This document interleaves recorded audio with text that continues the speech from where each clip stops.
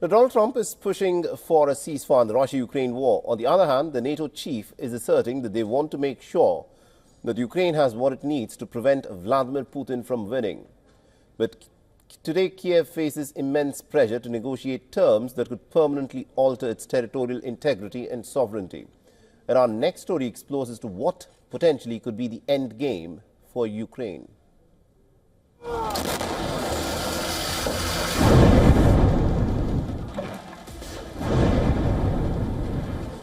Russia's relentless onslaught continues. Over 3 months, Moscow has launched more than 6,000 explosive drones and missiles onto Ukrainian soil. Thermobaric warheads and radar-evading missiles rain down, crippling power grids and devastating morale. One new Russian tactic is deploying fleets of cheap decoy drones to exhaust Ukraine's air defenses. The cost to civilian life and infrastructure is mounting.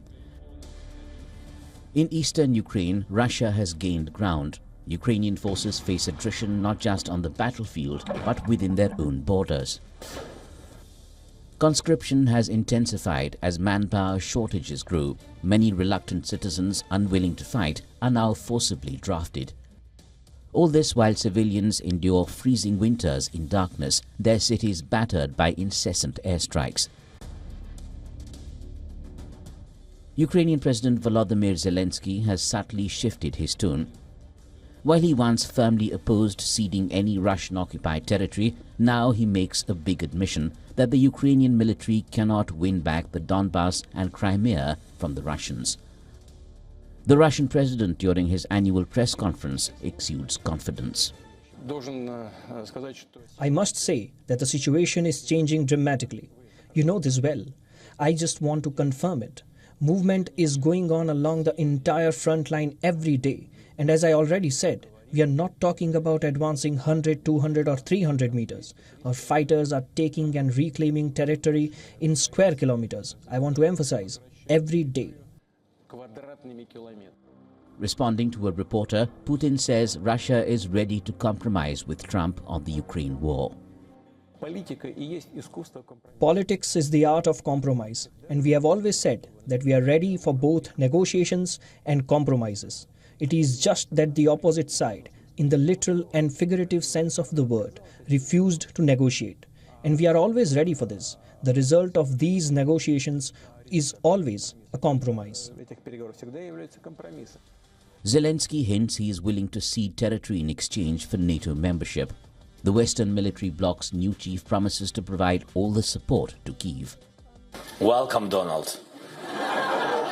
What can I say? That's for us. It's very important that I think that President Trump is a strong man, and I want very much to have him on our side. For me, it's very important. I want to discuss with him more details about this war. I think it's very important because he was not in this war, because he was not the president. It's understandable. And I want to share with him more details. I think we would be very wise to put some lid on this and focus on the business at hand. And the business at hand is to make sure that Ukraine has what it needs to prevent Putin from winning and for Ukraine to prevail. Yet Western powers like Berlin and Washington remain hesitant to move Ukraine closer to NATO.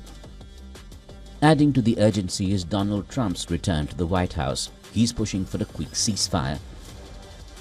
This uncertainty complicates Ukraine's position, forcing it to weigh the risk of losing American support against the cost of continuing the war. For Ukraine, the stakes are existential.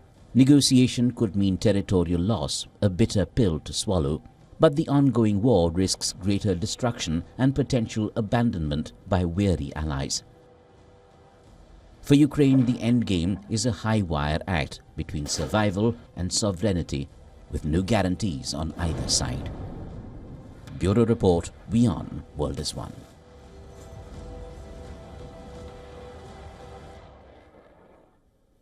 And I earlier spoke with Mr. Fred Weir, who's a journalist and also a political commentator. He joined me live from Moscow. Listen to what he had to say. Well, he did say that Russia is close to accomplishing its primary goals, which suggests he's in an optimistic frame of mind. And he always says he's ready for negotiations, but he made some stipulations, I think, that are pretty clear. The territory that Russia has claimed, these four regions plus Crimea, I think he intends to annex them. He has. I mean, officially, the Russian government has annexed these lands, and I think that is a minimal demand, that territory. It's a huge swath of territory. And also, he keeps referring to the Istanbul agreements, the abortive deal that was struck back at the very beginning of the war. He keeps calling that the template. And what are the elements of that? I think certainly demilitarization of Ukraine, significant demilitarization, no NATO membership, and this idea that the regime in Kiev should be denazified, which I have never understood exactly, but it's some sort of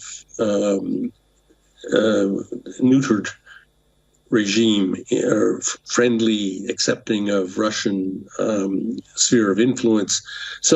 There's some meaning to that which would require a political condition be imposed on Kiev. All right, now to get us the American perspective in terms of how this address by Vladimir Putin earlier today has been taken in Washington, we're joined by our correspondent, Susan Tehrani, who's joining us live from New York. Susan, earlier today in his address to the nation, Vladimir Putin spoke many different aspects where he said that he's willing to negotiate without any preconditions. And interestingly, he also said that politics is the art of compromise. Now, the president who's going to take charge in the month of January, Donald Trump, has written a book called The Art of the Deal. Donald Trump takes pride in being a deal maker. How is the new administration that is to come and take charge in the White House looking at some of the statements that have been made by Vladimir Putin today?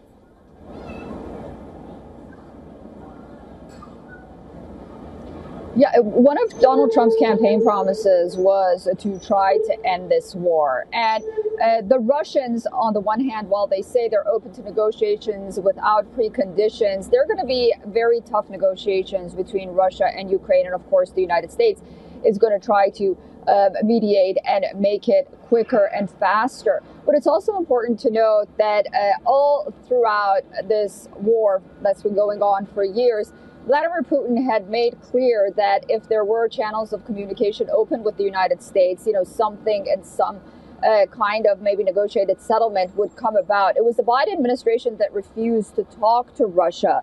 And this was something that Sergei Lavrov, the foreign minister, mentioned here at the United Nations and said when channels of communications are closed between Russia and the United States, then, bad things happen. Now, despite the fact that Donald Trump was very serious on Russia last time he imposed sanctions, it was the Nord Stream pipeline that he stopped and all that.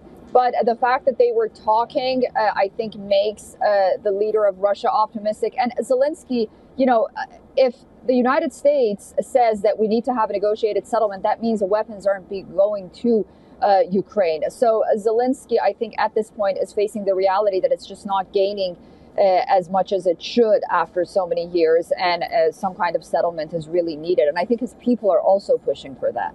Indeed. Thank you very much, Susan Tehrani, for joining us and getting us all those updates there.